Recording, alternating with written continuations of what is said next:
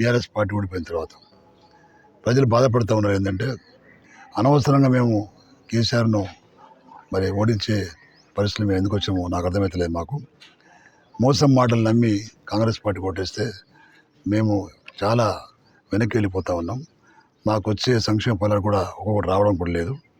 Even Kalyana Lakshmi చెక్కులు కానీ మన షాదీ ముబారక్ చెక్కులు కానీ బాండ్స్ అయితే ఉన్నాయి. సీఎంఆర్ఎఫ్ చెక్కులు కూడా లేవు. అదేవిధంగా రైతు బంధు కూడా సక్రమంగా ఇవ్వడం లేదు. ఈ విధంగా చూస్తూ ఉంటే మరి 2,500 2,000 ప్రతి బిడ్డకు ఇస్తా అని చెప్పారు, అది కూడా లేదు. అదేవిధంగా చదువుకున్న పిల్లలకు ఆడపిల్లలకు స్కూటీలు ఇస్తా అని చెప్పిండు, అది కూడా లేదు. మరి చదువుకున్న విద్యార్థులకు 5 లక్షల రూపాయల క్రెడిట్ కార్డు కూడా ఇస్తా అని చెప్పాడు, అది కూడా లేదు. అదేవిధంగా మరి గౌరవ వేతనం అయితే జీవన భృతి చదువుకొని ఉద్యోగాలు రానటువంటి యువకులకు వాళ్ళకు కూడా 4,000 రూపాయలు ఇస్తున్నాడు. ఇవన్నీ బోగస్ మాటలు మాట్లాడి ప్రజలను వంచి మోసం చేసి ఎక్కినటువంటి రేవంత్ రెడ్డిని ప్రజలు తప్పకుండా శిక్షిస్తారు ఎన్నికల్లో చెప్పి నేను మనవి చేస్తున్నాను.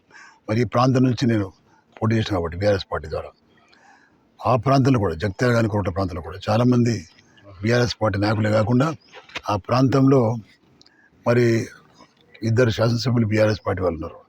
బాల్కొండలో కూడా మా ఎమ్మెల్యే గారు మాజీ మంత్రి ప్రశాంత్ రెడ్డి గారు. ఆ తర్వాత ఈ ప్రాంతానికి నేను క్యాండిడేట్గా ఉన్నాను. కాబట్టి ఇవన్నీ చూస్తూ ఉంటే మాకు పూర్తిగా పాజిటివ్గా వస్తూ ఉన్న రిజల్ట్.